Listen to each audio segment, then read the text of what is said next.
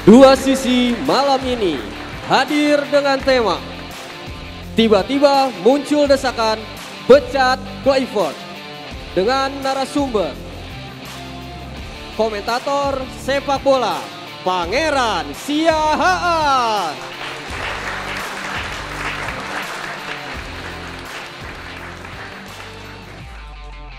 Koordinator Save Our Soccer Akmal Marhali.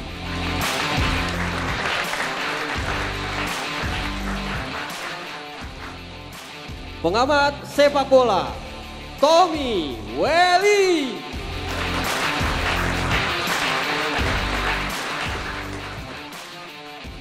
Founder Football Institute Budi Setiawan.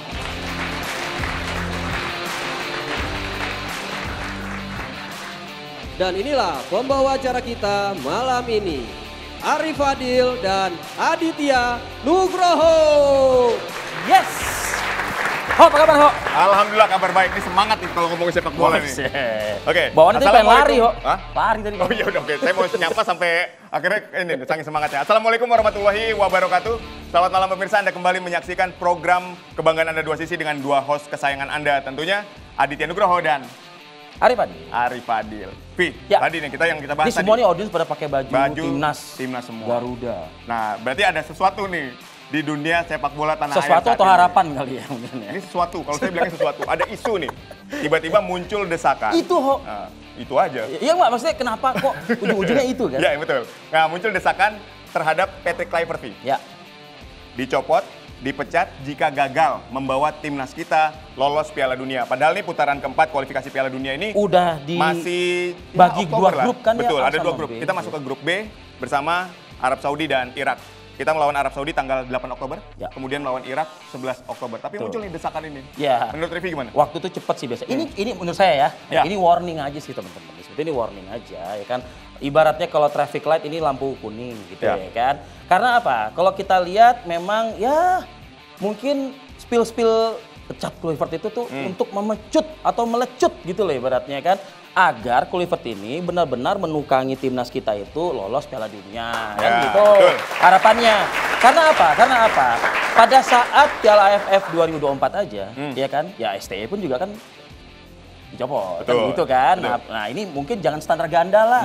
Kalau misalnya emang udah kalah beberapa kali nih kemarin, ya kalau emang harus dipecat ya pecat. Ya, tapi kalau saya lihat juga ini kan masih kontraknya masih ya kan 2 tahun ya kontraknya. Sekarang berjalan belum sampai bicara kontrakan sih saya ada 3 pintu 5 pintu juga ada saya kan gitu kan. Artinya kontraknya masih cukup panjang dan saya tetap masih optimis sih Kluivert ini bisa membawa timnas kita lolos ke Piala Dunia. Jadi ya tetap harus diberikan kesempatan dulu lah kalau menurut saya. Ini waktu itu aja STY ya itu diperpanjang kontrak nggak lama setelahnya langsung kan gitu ya. Sekali lagi saya ingin mengatakan janganlah standar ganda. Kalau memang ada keharusan untuk melakukan pergantian atau apapun itu demi ya kemajuan, kemumpunian timnas kita ya kita hadapi dan kita lakukan. Betul. Apalagi juga saya melihat bahwa ranking FIFA kita naik lagi. Jadi 118 posisi bicara saat soal ini. kualitas kuantitas bagaimana? Nah, itu yang akan kita bahas malam ini, Pi. Ya. Oke, ada siapa? Kalau dari saya ingin mengundang langsung nih Pangeran Siahaan, silakan bergabung, Bang. Oke, saya juga akan mengundang Bung Tommy Welly. Silakan, Bung Towel. Salaman dulu sama Tommy Welly. Ini memang luar biasa nih narasumber kita pada malam hari ini, Pi. Nah, tapi kita tuh? juga punya narasumber by Zoom loh. Oke. Nanti ya, ada Andre Rosiade kan yang juga ikut menyemarakan soal pemecatan Kluivert ini. Saya ingin ke Pangeran Siahaan terlebih dahulu. Pecat atau tidak Kluivert? Jika gagal di Piala Dunia? Sebentar dulu. Ini kan Betul, baru grup betul. A, grup B kan baru dibagi ya. Iya kan baru Yeah. dibagi. Terus pecat ini. Gini, kalau kan pertanyaannya adalah kalau gagal masuk ke Piala Dunia, pecat atau enggak? Gagal masuk Piala Dunia. Itu menurut saya sih harapan masih ada di grup B. Ya betul, cuman kalau pertanyaannya kalau gagal masuk Piala Dunia pecat atau enggak itu bukan pertanyaan lagi sebenarnya, itu keharusan. Itu keharusan. Pertanyaannya adalah apakah kita gantinya sekarang apa ntar kan itu. Iya. Gini, tapi benar kan omongan saya tadi? Iya benar. STY aja baru perpanjang kontrak. Iya. Cut. Iya, dan itu sebenarnya kalau kita lihat gini, apakah ada indikasi bahwa Kluivert bisa membawa Indonesia lolos apa jaminannya? Piala Dunia? Kan ya saya nggak bisa lihat ada indikasi yang strong sih di sana. Tapi saya juga tahu mengganti pelatih di tengah-tengah kompetisi, kita kan masih menunggu ronde keempat nanti ya bulan Oktober. Itu juga nggak bijak sebenarnya. Tapi gini, kalau perdebatan adalah harus dikasih waktu, harus dikasih kesempatan ya. Kesempatan itu sekarang gitu. Ketika Anda melakukan pergantian pelatih timnas di tengah kompetisi yang sedang berjalan, itu kan harus lebih baik daripada sebelumnya. Ya kan? Tapi banyak negara melakukan hal yang kayak gitu kok. Betul, lebih baik daripada sebelumnya. Saudi misalnya, dia kan abis kita kalahin ganti dia pelatihnya. Lebih bagus kan? Sebenarnya gitu. Nah, jadi momen saat ini? Nah, kalau misalnya gini, kalau misalnya tadi kita ngomongin kalau nggak lolos diganti apa nggak udah harus. Kalau sekarang pertanyaannya, mau atau enggak? Saya juga nggak yakin. Kenapa? Karena berarti kalau misalnya kita mengganti dia sekarang, berarti kan keputusan untuk menunjuk dia juga salah. Oke, kembali ke awal berarti ya. Jadi saya nggak yakin juga salah. Oke. Jadi nggak mau ada kehilangan muka lah seseorang di situ gitu ya mungkin ya. Ya ini gini, sebenarnya ketika timnas Indonesia menunjuk Kluivert sebagai pelatih, kita sebagai penonton, sebagai supporter, kita pengennya dia menang kan? Kita pengen kita lolos. Nggak ada satupun orang Indonesia yang pengen lihat Indonesia nggak lolos Piala Dunia, nggak ada. Oke. Tapi apa yang kita lihat selama ini, itu kan sebenarnya ya bisa dibilang mungkin tidak sesuai dengan harapan kita. Oke, Bang Ye, sebelum Oho anti ke Toel, ini saya ingin spill dikit. Ini biasanya omongannya Toel yang kayak gini. Tapi performa timnas kita, skuad kita jauh lebih baik nggak sih di bawah Kluivert sebetulnya? Saya juga nggak yakin Bang Toel ngomong gitu sih. Cuma gini, kalau dibilang lebih baik atau nggak dibandingkan dengan sebelumnya, gini, kalau lebih baik itu kan parameternya apa? Hasil kan? Kalau ngomongin gaya pertandingan ya itu semua sangat-sangat subjektif. Kayak tadi saya bilang mau kualitas atau kuantitas nih kan begitu kan? Loh, buat saya pertandingan sepak bola itu sederhana, yang menang siapa itu yang penting. Itu aja kan selalu kayak gitu kan. Saya yakin Bang Toel sekarang udah setuju sama saya lah soal itu lah. Nah, Bang Toel dipancing nih. Apakah benar sudah setuju dengan Bung Pange? Boleh silakan. Saya selalu diplot untuk berseberangan terus sama Pange. Enggak, itu tandanya Anda berdua bersahabat kental berarti. Terima kasih. Oke. Jadi poinnya apa nih? Soal kritik. Soal desakan dulu ya, desakan terhadap dulu. Desakan, kritikan. Bahkan sampai ada minta pecat gitu. Seperti menjadi tema malam hari ini normal aja. Sepanjang argumentasi sepak bolanya bagus kalau menurut saya sih. Jadi normal-normal aja. Nggak perlu kita bereaksi terlalu heboh juga gitu loh. Karena biasa-biasa saja. Biasa-biasa aja menurut saya sih gitu loh. Tapi apakah misalnya desakan itu harus saat ini sebelum ronde 4? Menurut Pange pantasnya sekarang? Itu pertanyaan.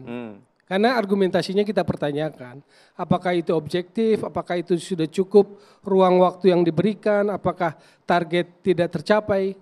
Kan enggak kalau kita pertanyakan. Pelatih tim nasional kapanpun orientasinya adalah hasil. Tapi hasil yang dicapai saat ini pelatih nasional siapapun. Jadi contoh misalnya dia lolos Piala Dunia, lolos Piala Asia, 8 besar Piala Asia, Asian Games, SEA Games, emas gitu kan. Itu target, itu harus achieve gitu loh. Selain itu apalagi faktor quality permainan dong. Kan gitu. Lalu support seperti apa, outputnya seperti apa, kan itu yang dinilai. Gitu loh. Pada saat STY dan Kluivert beda ya, Anda melihat beda? Ya standar gandanya malah saya mempertanyakan itu Rivi. STY 4 tahun lah, kalau kita 2020-nya nggak usah kita hitung. Karena alasan COVID, 21, 22, 23, 24, 4 tahun. Oh, udah gitu bergabung. loh. Tapi saya nggak mau ambil itu. Perpanjang kontrak kapan? April 2024. Setelah rentetan seperti apa kalau diperhatikan. November 2023 kalah 1-5 di Basra. 1-1 sama Filipina. Awal tahun 2024 uji coba 2 kali sama Libya kalah dengan skor besar. Lalu sama Iran besar. Pange udah ketawa. Maksud saya bentar, datanya dulu. Tadi Bang Toel udah ada madam aja ngomong STY langsung trigger dia. Enggak. Makanya, ini sesuai data loh, data ini. Standar, standar ganda. Oke. Karena review Andre Rosiade ketawa tuh Bang Toel. Oh saya paham. Andre Rosiade ketawa tuh. Yang terhormat Bapak Andre, siap. Simak dulu datanya Pak Andre supaya review nggak standar ganda aja. Jadi masuk kalah sama Iran, uji coba persiapan. Masuk Piala Asia kalah 1-3 sama Irak. Menang lawan Vietnam 1-0, gol Asnawi penalti. Saat itu sudah ramai itu disuarakan. Perpanjang kontrak katanya. Bahkan ada yang teriak bikin patung. Baru menang lawan Vietnam 1-0.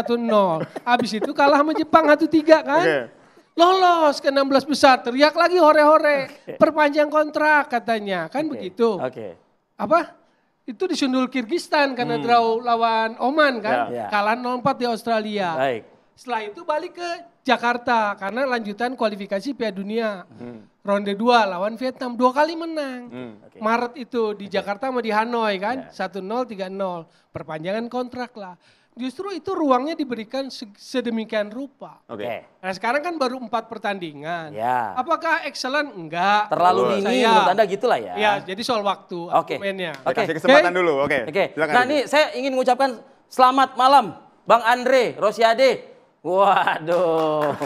Bang Andre, kita nggak milih tema ini malam ini kalau nggak Bang Andre yang kipas duluan Bang. Yang nyalain apinya nih Bang. Silakan Bang Andre. Anda kenapa getol sekali ingin Patrick Kluivert dipecat Bang Andre? Jadi gini, ini harus dipahami ya. Saya ini menyampaikan call tinggi bahwa Patrick Kluivert itu dipecat kalau tidak lolos Piala Dunia. Itu dulu nih.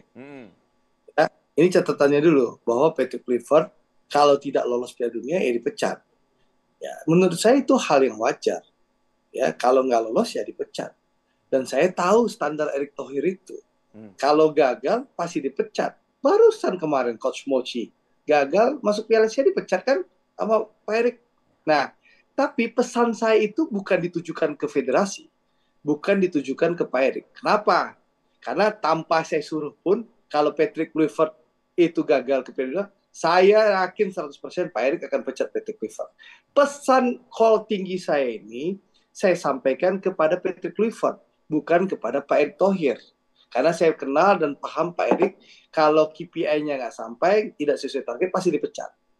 Nah, pesan itu, supaya dipahami, saya tujukan ke Patrick, supaya Patrick ya bersungguh-sungguh, bekerja, melakukan evaluasi dan perbaikan, agar Patrick Kluivert mampu membawa timnas kita lolos Piala Dunia secara langsung di round 4. Itu yang perlu dipahami dulu. Jangan sampai buzzer ternak Belanda langsung menyerang aja. Gitu loh. Nah. Ada nama buzzer baru ya? Ya, itu yang penting. Ya. Jadi yang saya sampaikan itu. Tapi apa yang terjadi Bang Toel? Setelah saya kritik apa? Kan sampai pesan saya ke Belanda itu. Sampai mereka harus bikin rapat, posting di Instagram, memberikan pesan bahwa mereka melakukan evaluasi. Itu satu. Yang kedua, saya ini orang yang sangat sabar. Ya, saya itu sebenarnya mau mengkritik di Osaka. Setelah saya menonton langsung bagaimana, mohon maaf, permainan kita nggak punya semangat, nggak punya semangat juang, pelatih kayak orang bingung di lapangan, pemain juga bingung main di lapangan waktu itu. Tapi saya melihat Pak Erick begitu sedih, ya di kursi penonton ya. Saya tentu menghargai Pak Erick ya. Beliau pasti ekspektasinya tinggi. Ya sudah, saya sabar dulu. Lalu saya dengar lagi Pak, waktu kita masih di Osaka bersedih, saya masih ketemu porter di Shinsaibashi di Osaka. Kawan ini yang nama Patrick Kluivert bukan melakukan evaluasi, dia langsung menikmati jalan-jalan di Kyoto. Bang Andre. Saya masih sabar itu. Ya. Saya masih sabar. Waktu itu berminggu-minggu kemudian baru saya menyampaikan, saya melihat kok tidak ada evaluasi, kok tidak ada pressure agar supaya lebih baik lagi. Bahkan yang ada buzzer-buzzer bekerja melindungi. Nah, tentu sebagai pecinta bola yang ingin Indonesia lolos di Piala Dunia, apalagi ini kan tinggal 180 menit nih. Baik Bang Andre. Ya, tentu saya call tinggi supaya Patricknya sadar bahwa ada harapan rakyat Indonesia. Begitu loh. Oke, poin kita tangkap tuh maksudnya gitu. Jadi nunggu lolos dulu, ada hasilnya seperti itu.